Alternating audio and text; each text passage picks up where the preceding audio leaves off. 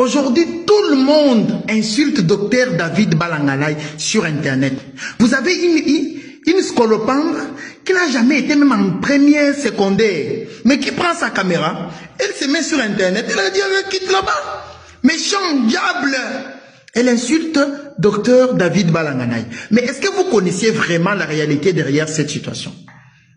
Est-ce que vous saviez même que cette dame est en train d'être prise en charge gratuitement? Voilà un médecin qui est en train d'aller en prison parce qu'il s'est dit, c'est ma petite soeur, c'est ma soeur. Cette fille, elle refuse la prise en charge. Les plateaux techniques n'est pas complet. Je n'ai pas d'anesthésie, mais je ne peux pas la laisser saigner. Est-ce que vous avez vraiment regardé l'hémorragie sur les parties intimes de cette femme? Vous avez regardé la quantité d'hémorragie?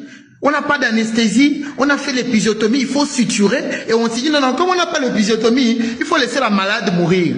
Les premiers médecins a tout fait pour négocier, expliquer à la dame qu'on n'a pas d'anesthésie. Il a échoué. Le deuxième a échoué. Le troisième a échoué. Docteur David dit que moi, je vais te sauver la vie, même par force. Il a un peu poussé les bouchons un peu plus loin. Oui, on est d'accord. Mais est-ce que vous connaissez vraiment la réalité derrière cette situation? Je vais être très clair avec vous. Je vais vous parler en 2 points principaux pour que vous changez de langage. Vous qui pensez que vous êtes plus humain que les médecins qui étaient sur les champs de bataille. Je vais également être très clair avec vous. Ce qu'on a tous vu sur la vidéo est choquant. Oui, on est d'accord.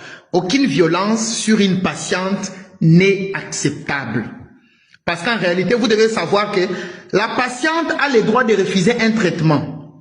Elle a le droit également de refuser d'être prise en charge par un médecin. Elle peut dire, ces médecins ne me soignent pas. Oui, les médecins aussi ont le droit de refuser, dans les conditions qui lui sont favorables, de refuser d'administrer un traitement à un malade ou de le prendre en charge. Il a le droit. Soit pour le manque de compétences, il peut dire non, non. En tout cas, pour ces cas, je préfère référer. Je préfère ne pas prendre les risques parce que je n'ai pas suffisamment de plateaux techniques, je n'ai pas de connaissances suffisantes sur la maladie. Mais est-ce que vous connaissez vraiment? Je vais être très clair avec vous. Est-ce que le simple fait d'analyser cette vidéo suffit pour comprendre toute l'histoire? Imaginez-vous, vous êtes un médecin. Une femme vient sans argent. Vous refusez de la rejeter. Elle est vulnérable, mais vous acceptez, vous la voyez comme votre soeur, comme votre cousine. En fait, la femme est en train d'accoucher. Le bébé est en danger. Il faut faire une épisiotomie parce qu'elle est macrocéphale. L'enfant a une macrocéphalie. Il a une grosse tête qui ne peut pas facilement traverser la filière génitale. Mais il n'y a pas d'anesthésie juste après. Pas d'équipement complet. La pression est maximale. La vie est en jeu. Il s'est dit, j'ai 2 choix. Je n'ai pas d'anesthésie, qu'est-ce que je fais? Soit je la laisse saigner et puis elle va mourir. 2, soit je négocie avec elle. Les autres ont déjà négocié et on ne peut pas. Il est déjà arrivé à plusieurs médecins, même parfois pour faire les pansements d'une plaie en chirurgie. La malade ne supporte pas. On va donner de l'anesthésie pour faire les pansements sur une plaie. Regardez une patiente qui a filmé, qui a giflé, une infirmière. Alors qu'elle faisait les pansements, non, il m'a troublé la plaie. Il m'a créé des douleurs, il a donné une gifle.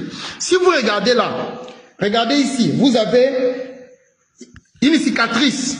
La cicatrice d'un patient qui nous a frappé, on était 3 au bloc opératoire, alors qu'il était blessé. Pendant que nous on cherchait à le prendre en charge sous anesthésie, il nous a frappé tous. Je prends ici docteur Yvos Lushikou, docteur Boussolo, ici comme témoin. Et vous savez ce qui s'est passé? Sa mère est venue en nous suppliant, non docteur, tout ça. Il y avait des gens qui avaient des tuméfactions, il nous a donné des coups magistraux. Et du coup, il est venu avec 50 $ pour qu'on se partage 3, qu'on aille se faire prendre, qu'on aille nous soigner, nous tous. Ne parlons même pas des malades qui fuient sans payer l'argent à l'hôpital. Ne parlons pas de ceux qui fuient, qui disparaissent. Vous les laissez un peu comme ça, ils fuient, ils disparaissent avec l'argent. Parfois, vous avez fait des gardes terribles. Je n'ai mentionné nulle part que docteur David a raison de frapper la malade. Je n'ai encouragé aucun de mes collègues parce que c'est un aîné. Je n'ai encouragé aucun de ses petits frères, nous qui sommes ses petits frères, à faire de la même façon. Mais il faut arriver aujourd'hui à comprendre que vous n'avez pas le droit de vilipender les médecins. En Afrique, particulièrement en RDC, les médecins travaillent chaque jour dans des conditions que beaucoup d'entre vous ne peuvent même pas supporter une heure. Pas de matériel, pas de médicaments, trop de patients sur charge, zéro soutien psychologique. Et pourtant, ils sauvent des vies. Je ne défends pas les coups, je ne défends pas les humiliations, mais je refuse qu'on transforme un problème du système à un léchage d'un seul homme. Le vrai problème, c'est quoi? Un système fragile, un manque de moyens, une absence de formation, même en gestion de stress. Oui, là, il faut aussi le signaler. Un système défaillant peut pousser même un professionnel compétent à craquer. Oui, il faut arrêter de diaboliser tous les médecins parce que demain, c'est eux qui vont vous sauver des vies. En fait, ils vont sauver quelqu'un que vous aimez. Là, on insulte. Le ministre est sorti, il a fait les communiqués.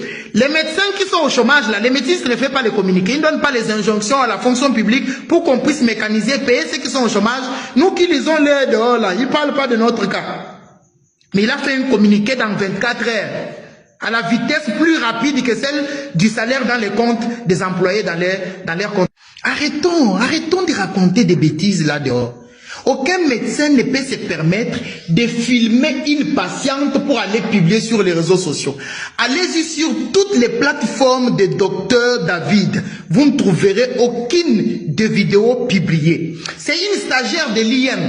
Parce que Dr David estimait que si cette dame ici meurt à cause de cette hémorragie, il est la nuit, on est pendant la garde, on n'a pas d'hémorragie, on n'a pas d'anesthésie, on n'a pas la lidocaïne, on n'a pas d'autres médicaments. Et à cette heure ici, elle est venue, c'est à Kinkola où elle était là, c'est le deuxième hôpital. Elle est transférée d'un centre périphérique pour manque de collaboration. Elle ne veut même pas qu'on puisse toucher ses parties intimes, pas de TV, elle ne veut rien. Elle est même sortie de l'hôpital seule. Arrivant en route, elle est tombée, on l'a ramenée. Le médecin a dit, nous allons la forcer. C'est comme ça qu'il a dit à l'infirmière de l'IM, la stagiaire, filme ça pour que si elle meurt, nous avons au moins un moyen pour nous défendre de son comportement. Elle a refusé. Docteur est en train d'aller en prison parce qu'il a imposé la prise de sauver la vie. L'infirmière stagiaire qui est allée à la maison, elle a pris la vidéo, elle a partagé à ses amis, elle a publié sans complaisance, sans comprendre les conséquences que ça devait coûter à un médecin qui a fait 10 ans à la faculté de médecine et qui aujourd'hui est en train de lui l'heure en prison. Docteur regrette, mais il est fier d'avoir sauvé la vie.